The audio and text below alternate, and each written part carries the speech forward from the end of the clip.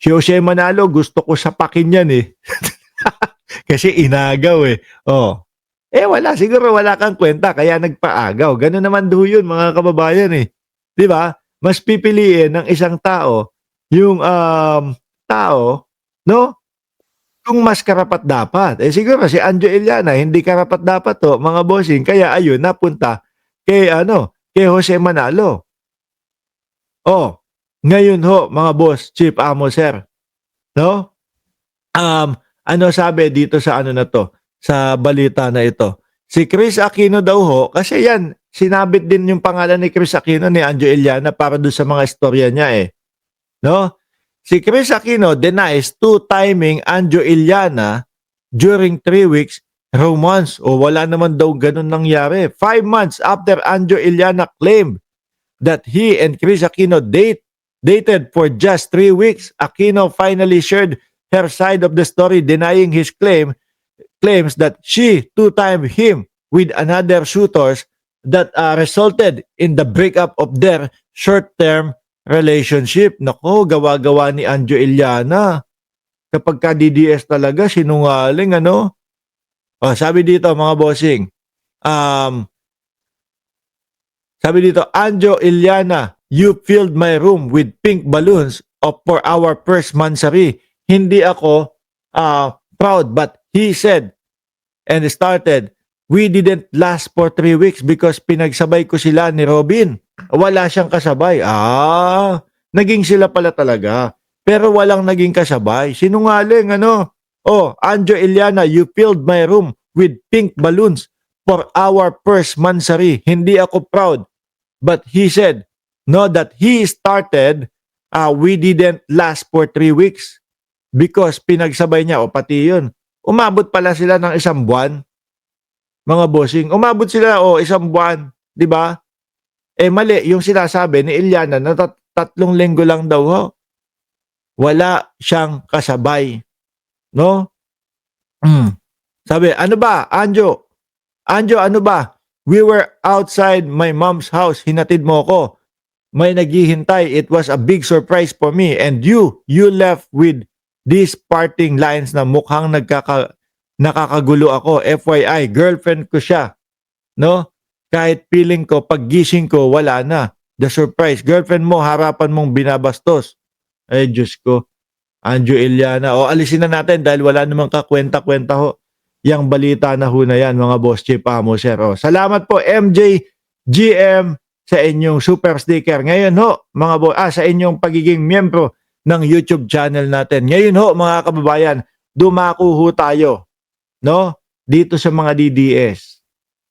Sila ho, nag-aaway na, mga kababayan. Sila ho, hindi na maintindihan ang kanilang pinaglalaban. Pakinggan nyo ho ito mga bossing, ipe-play natin yung video nitong mga DDS. Tayo gusto natin bumaba si Marcos. Let's not prevent anyone from doing that. will insist to take the... Hindi, wala. Sorry. Ang tanong namin, sir, ano ba yung dala nyo? May dala ba kayong placard? Marcos resign. Marcos resign. Hindi, sabi naman ng INC, no, dahil nagtatago sila, nagtatago po ang INC sa pamamagitan ng peaceful rally, kapayapaan rally daw ho, mga kababayan. No, pero deep inside, kung aalamin, i-analisa natin, mga boss Chief Amo Sir, yung mga pinagsasasabi, pati sila Marcoleta, mga bossing, talaga namang gusto nila, bumaba si Pangulong Bongbong Marcos, no? Hindi lang nila hayagan talagang sinasabi yon. Yung pangalan kay Sara Duterte, yung impeachment pa lang kay Sara Duterte, di ba? Doon nagsalita na din sila. Ano sinasabi nila doon, mga boss Chief Amo Sir? Na kesyo daw, napakadami daw po, mga boss Chief Amo Sir. Napakadami daw po napakadaming problema ng ating bayan. Bakit daw po inuuna yung mismong impeachment ng Vice Presidente? Boss, mga boss, mga nandyan sa INC, baka nakakalimutan ninyo na ang talagang problema ng ating bayan ang malawakang korupsyon. Ito po, rineresolba ng Pangulo. Ito po, nireresolba ng gobyerno ng Pilipinas sa pamamagitan po ng mga pag-iimbestiga. Naiimbestigahan, yan, winaldas daw yung pera ng bayan, ng vice-presidente. Di ba? Meron pa nga sinasabi yung kanilang staff na ang dumadampot o ang kumukuha ng pera, mga bossing, ay sila chika. O, di po ba? Sila chika, mga kababayan. Tapos hanggang ngayon no, hindi maipaliwanag ng maayos ng vice-presidente. Ay, meron na palang paliwanag. Nakakalimutan ko lagi yung paliwanag.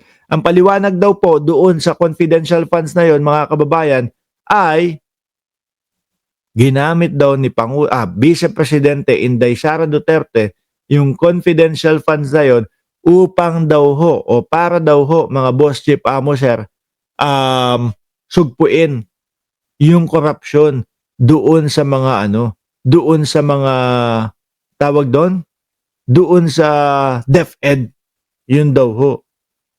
Oh, di ba? Ngayon ho, mga kababayan, eto pa, meron pa yan, mga DDS din ho, sila nag-aaway. Ang mga komunista lang naman nagsasabi na bumaba si Sara Ito, atras natin, I-prove muna nila si Vice Presidente na nagnakaw. Mayroon ba? Putik na yan, yan nga, pati nga INC nakikisali na ayaw nila unahin yung impeachment ni Sara Duterte. O tingnan nyo, yung mga kaalyado nila Sara Duterte na mga senador, ano ginawa doon sa impeachment? Di ba isinantabi nila o inarchive nila o ayaw nga nilang mabuksan? Di ba kayong mga DDS, kontento na kayo doon sa tipo bang, o sige, ganito, ganyan, at least hindi na na-impeach si Sara Duterte. Kontento na kayo doon sa technical na rason ninyo. Di ba? Kontento na ho sila na, ayan, bawal pala magpasa ng 2 impeachment sa 1 taon Okay na ho sila doon. No? Sa takot na makulong, sa takot na matanggal yung vice-presidente. Kung ako sa inyo, kung totoong supporter kayo, at kung totoong para sa bayan kayo, mga DDS, hahayaan kong tumuloy-tuloy yung impeachment. Hahayaan kong maimbestigahan yan. Hahayaan ko na makapagpaliwanag, maidepensa ng vice-presidente ang kanyang sarili. Di po ba? Mga bossing, takushi, Bakit to? Para kapag katakbo niya sa 2028 election, malinis ang kanyang pangalan. Para pagtakbo niya sa 2028 election, mas madami ang boboto sa kanya. Pero ano ho ang kampo nila? Pati kasama na yung 16 lawyers.